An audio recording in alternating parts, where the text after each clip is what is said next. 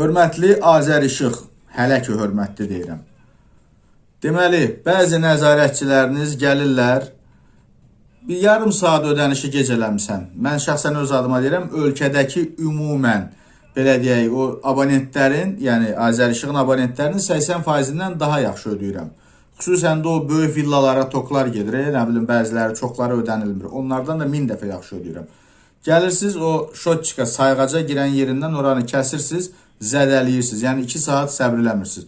İndi kəsmirsiniz, hava küləklidir və orada hansısa bir qısa qapanma, pajar olsa, mənim hansısa bir ziyanlıq görsəm, canınız çıxa-çıxa onu sizə ödətdirəcəm. Mətbuat xidmətinizə də yığmışdım, cavab verilmədi. Zəhmət çəkin, canınız çıxsın, sabah məndən əlaqə saxlayın və gəlin onu düzəldin. Nətər kəsmirsiniz. Əgər belə düzgün işləyənsinizsə, o böyük villalara gedən işıqlar var ha, o havai işıqlar, nə bilim, haralara. Bax, onları gedin, vaxtında kəsin. İndi çox çətin bir vəziyyət yaranıb. İşığı 2 dəqiqə gedirəm, düzəldirəm, gəlirəm, yenə eyni vəziyyət. Yəni, burada bir pajarı olsa, özdə bir dəfə də sizin qaynar xəttinizə məlumat vermişəm, gəlib düzəltməyiblər.